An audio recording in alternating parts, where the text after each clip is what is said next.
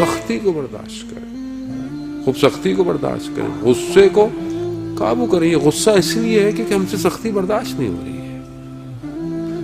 زبان سے نکلے ہوئے تیر ہیں عزیزان محترم غصے کی حالت میں، جو کہ پیوست جب وجود میں ہو جاتے ہیں واپس نہیں نکلتے. آپ غصے میں کہہ دیتے ہیں انسان، خاص طور پہ فیملی میں انسان زوجہ سے گفتگو کرتے ہوئے، کلام کرتے ہوئے کس طرح گفتگو کر بیٹھتا ہے، خوب بعد میں شرمندہ ہوتا ہے، لیکن بہرحال آپ نے اس وقت ظلم ستم جو کرنا تھا وہ کر دیا.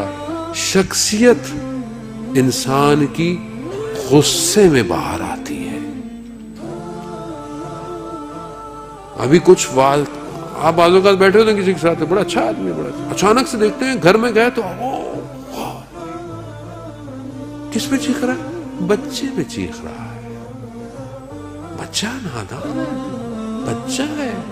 آپ ان بچوں سے کیا ایکسپیکٹ کرتے ہیں؟ جو چھوٹا بچہ ہو 8-9 سال کا، ہماری ایکسپیکٹیشن اس سے یہ ہوتی ہے جیسے میٹرک پاس بچے سے. 10 دفعہ سمجھایا تھا، مگر خدا نے آپ کو نہیں 100 دفعہ سمجھایا. اور آپ کتنی دفعہ غلطی کر رہے ہیں. اور اگر وہ اپنی رحمت کو ہٹا دے ایک دفعہ میں ہی، اللہ اکبر عزیزان محترم، وہ رحمت ہے.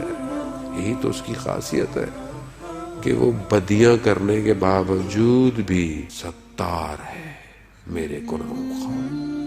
ابھی آپ کو تھوڑی پتا ہے، میں بہت اچھا نظر آ رہا ہوں. یہ خدا ہے کہ جس نے میری اچھائیوں کو آپ کے لیے مشہور کیا ہوا ہے اور میری برائیوں کو چھپایا ہوا. وہ میں بھی بچے کے ساتھ ویسے ہی کروں. وہ بچہ ہے، ہمیں بچوں کے ساتھ بچہ بننا چاہیے. میں نے کئی بچے خاصے پڑھے لکھے لوگوں کو دیکھا، خود بھی میں آپ میں سے انہی میں شمار کرتا ہوں اپنے آپ کو، کیونکہ میری تربیت نہیں ہوئی ہے تو میں بچے کی تربیت کرنے چلا.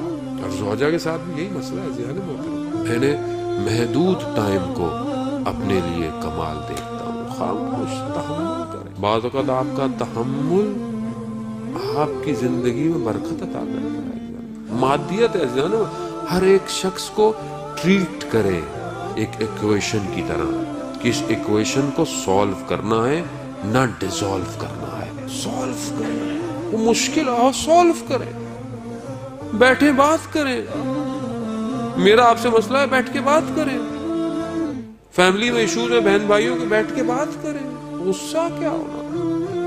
غصہ تباہی اور بربادی بھی لے جاتا ہے، انسان کو حرام کام پہ لاتا ہے. کاظم سے کم از کم میں آج اٹھوں تو میں آج یہاں سے اٹھ کر اپنے غصے کو کنٹرول کرنا لے کے جاؤں. مانگوں میں ان کی طرف سے.